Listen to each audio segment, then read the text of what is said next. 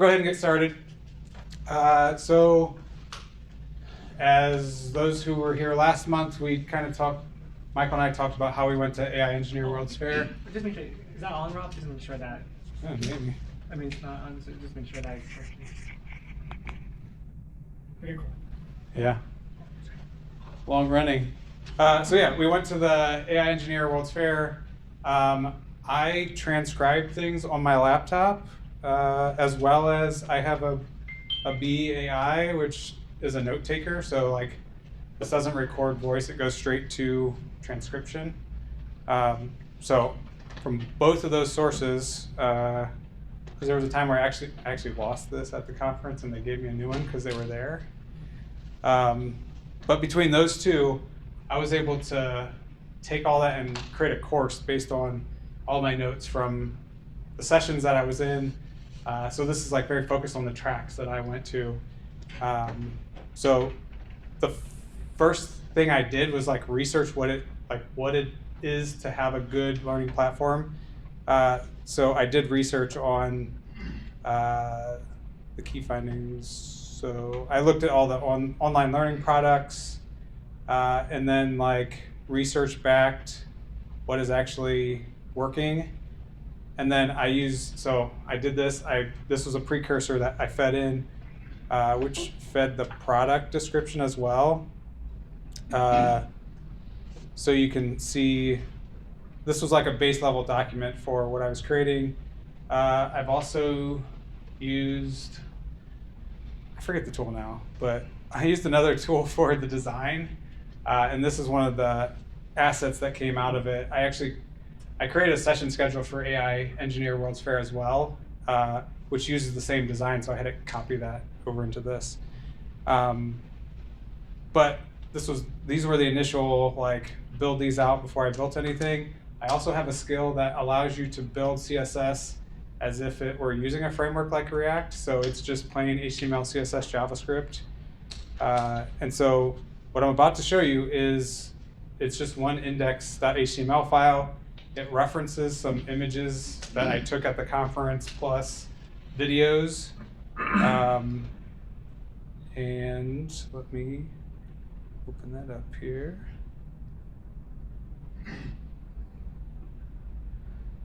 So I had some opinions about how I do this. I like keyboard shortcuts, so everything is a keyboard shortcut.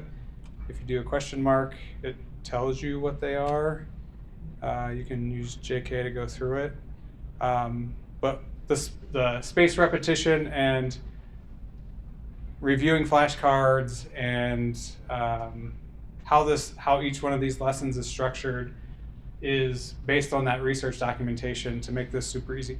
So if I hit R, it will review cards that I have that I've looked at. So I go through a lesson, I complete, and it'll give me review lessons. I can, okay, so what loop did the autonomous workflow run to port Instagram's Python code base to TypeScript over a weekend? I don't know that one.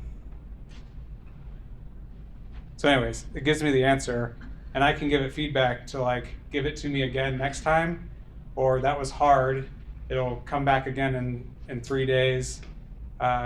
Good, I think it's like a week, and easy, I think it doesn't come back up again. So it's like, you basically rate how hard that was, and it will come back up in another session in the future. As you go through this course, it'll keep adding those up, and it'll keep bringing the flashcards up until you actually tell it that you know this concept, and then it won't quiz you on it anymore.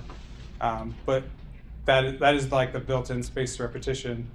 So you can see how the course works. It included a bunch of extra images in there. So I don't know if you guys know Ray. Like, Ray randomly showed up, and this was in my photos from the conference. So I actually started developing this by saying, do you have access to my Photos app? And the answer was it had to write some Apple script. So it wrote some Apple script, got access to it. Based on the time frame, it like took the images out. The first time I implemented it, the time zone was off because I was out in SF when I took the pictures. And so like the session session JSON that the AI engineer World's Fair provides, the times didn't match up to like the times on the images, so like all the course information was off and my transcripts were off. So once I figured that out, we got them all adjusted, and all these are the correct times, the correct images that are associated with it. So I was able to, so like Threek did this talk, and it lined up my images for me that were around the time of this session, as well as this video, which is broken right now. I put this on my Zoe computer so that I could share it with you guys, and that's probably what broke it, but it works locally. But yeah, when you're done, you mark complete, it checks it off. You can use JK to flip through them, C completes it. So that like the reason I did this is because I get all these transcripts, all this information, and like, what do you do with it? How do you consume it? It goes into my Obsidian second brain, but like I want to like operationalize it. So this was one way that I could like take that information and get it all into my brain, even if it was like a conversation I forgot about or like overheard on my B, like just talking to somebody in the expo or something. I can incorporate that and extract it out of there without me having to consciously like try to find it in the transcripts. And so this is just a way to like consolidate that knowledge.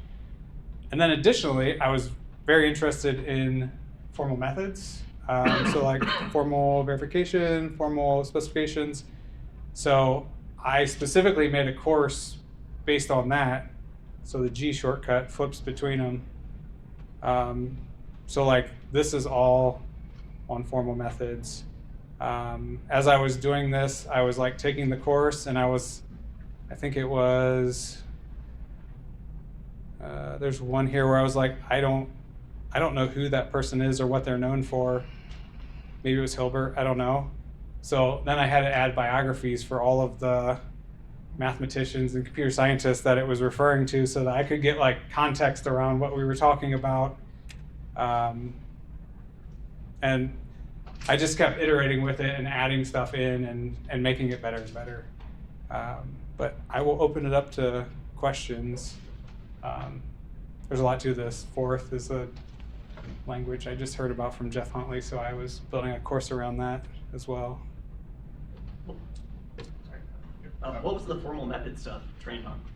Or like, not trained on, like, did you generate it from like the sessions that you saw? Or? Oh, yeah, probably I'll put that in the speaker notes, but it was a combination of my transcripts from sessions. So like Eric Meyer spoke there, Benoit, I forget his last name, from Google DeepMind, all spoke on formal methods. Like Benoit was just how we don't look at the output from compilers today. We're not going to look at the output from LLMs in the future, and formal methods are how we get there. So like that's part of it. But then I also talked to, I'm trying to think who connected me. There's someone who went to OSU that has a startup that is using formal verifications. And I said, like, how did you learn? And he gave me his repository that he used to learn. And then I incorporated all those PDFs and everything into this. So that's a big part of it. But it's like multiple sources. Is it live, like public? Yeah, you can get to this. Sweet. Yeah. I have a, like if you go to the AI Tinkerers speakers page, this page will be there, and then you can open the live course or read the deep dive. So like everything that I showed you, like the research, the product MD, the design MD, it's all available out there. So you can go look at it afterwards if you want to. So any other questions? Maybe getting into the weeds a little bit, but do you know what space repetition algorithm it uses? Or is it kind of just ad hoc? Nope, I have no idea. Because I like to use Enki, which is like it's one that, it was supposed to do notifications too, but it was only local, so I was just like, don't do that right now. I might actually put it back into this because it has been working well in terms.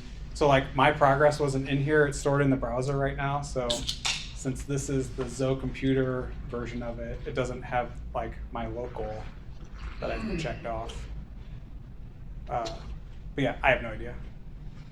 That's why I did. That's why I did the research. I'm like, let's do the research, Yeah. and we'll feed that in. And I don't really care what it is. Like I said, maybe just like an implementation detail, but I was kind of curious about that. Yeah, I don't know. I could ask an agent, and it would Sure. tell me. Sure, Claude with it. I think Mike, you had put it this way: some things are like completely vibe coded, and some you care about. This was like completely vibe coded that I haven't actually looked at the code. It's amazing So, how it works. When you look at the code, Yeah. it's disgusting.